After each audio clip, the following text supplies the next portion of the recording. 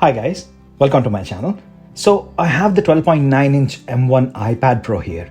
It's the base 128GB storage option which comes with 8 gigs of RAM. In this video, let's unbox it, check out all the new features, and more importantly, let's check and compare that mini LED XDR Super Retina display with last year's iPad Pro and iPad Air models which I also have here. And let's see how much difference it makes.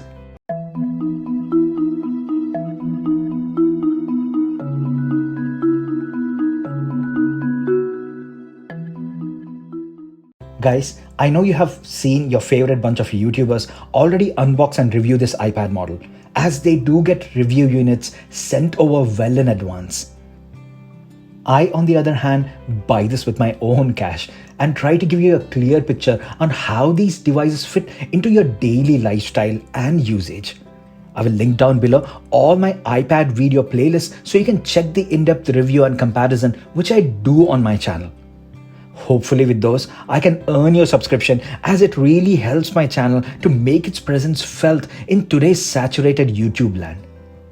So please support me guys, as there is only so much I can do on my own, and with your support, I can review many more gadgets on my channel.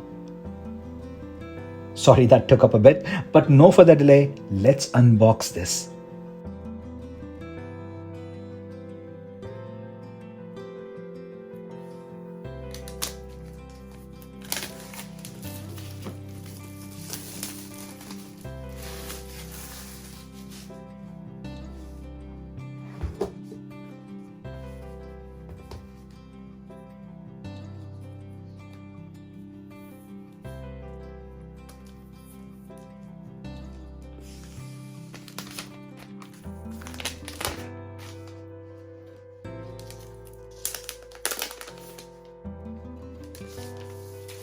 Wow, I forgot how big this thing is.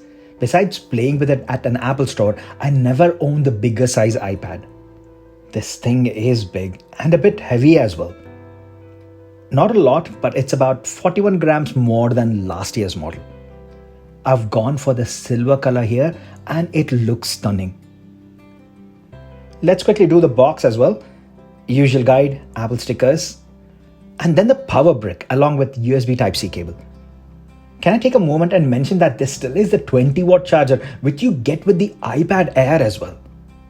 Even such a big tablet and battery, you still get the same tiny charger.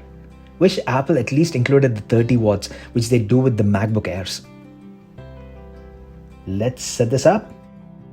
And the iPad is all up and running. Let's look at all the new features, starting right with that form factor. The iPad looks absolutely identical to last gen's model, just the weight has gone up by 41 grams and the thickness also by 0.2 inches, making Apple offer an entire new gen Magic Keyboard. The old one will work as well, but it will be a snug fit. The 12.9-inch model also gets a slightly bigger battery due to that increase in thickness. It's now almost 40.8 watt-hour compared to last year's 36.7 watt-hours. But despite the increase of battery size and capacity, the battery life still stays the same as last year. Next, let's look at the cameras. The cameras at the back stay the same, 12 million pixels wide and 10 million pixel ultra-wide lenses with LiDAR scanner and True Tone flash. But when it comes to video recording, it gives you extended dynamic range for up to 30 frames per second. Now, the front cameras get the biggest upgrade possible, bumping the resolution from 7 million pixels to a whopping 12 million pixels, and it also gets an ultra-wide field of view, which allows this new feature called Center Stage. Center Stage will allow the camera to keep you in focus and move along with you when you're using it for FaceTime and video calls. This is really a cool feature considering how the pandemic changed our lives and made us resort to virtual hangouts and video calls with friends and family.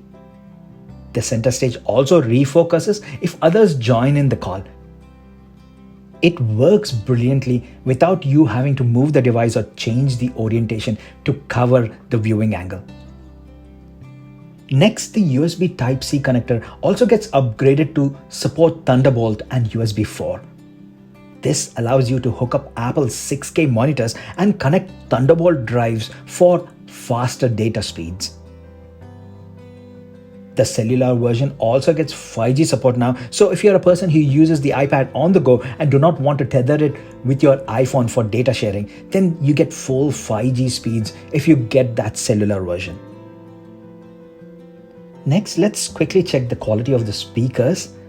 Since this is the bigger model, Apple fits in really amazing quality speakers in it, and this is how they sound.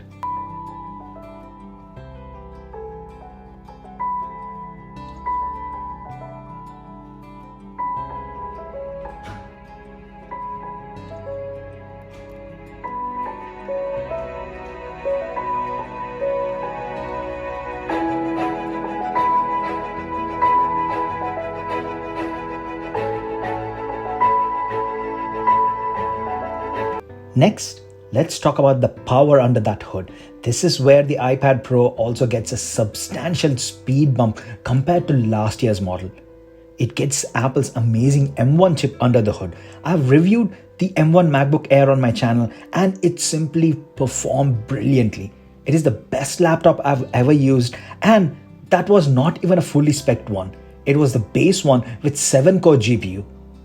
But on this iPad Pro, you don't get that 7-core GPU option at all. The base model starts with the fully spec'd 8-core GPU version with 8 cores of CPU and 8 gigs of RAM. The 1 and 2 terabyte storage options will get 16 gigs of RAM.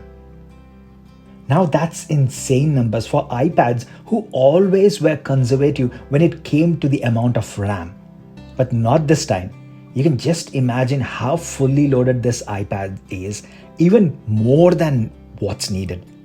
I'm going to do an in-depth comparison test with the iPad Air 4 and last year's iPad Pro, and those videos will be up next, so please subscribe guys and turn on the notification so you will be notified as soon as those videos go live. Finally, let's get on to that showstopper, that mini LED XDR Super Retina display. The main aim of this display is to give you deeper colors and better contrast ratios similar to OLEDs, but without any of the downsides which the OLEDs have, like pixel degradation and screen burn issues. Talking in tech terms, last year's iPad Pro has a liquid retina display which is backlit by about 70 LEDs.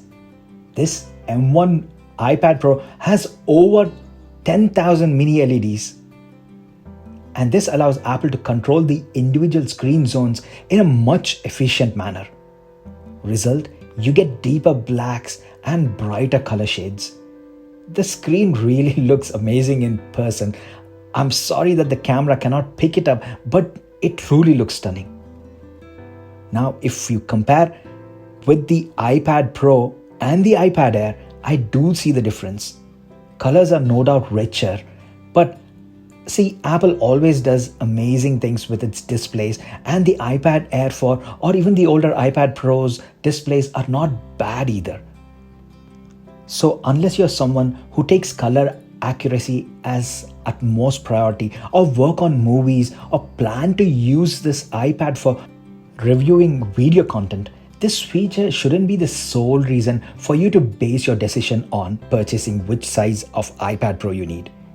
You should definitely consider other aspects like the screen size and the weight, and if you require that kind of a power or not, and then base your decision on that. So that's the XDR Liquid Retina Mini LED display on the new 12.9-inch iPad Pro. You only get it on the bigger one. The smaller one gets the standard display. Also, the website lists the peak brightness as 1600 nits. But mind you guys, that's only for HDR content.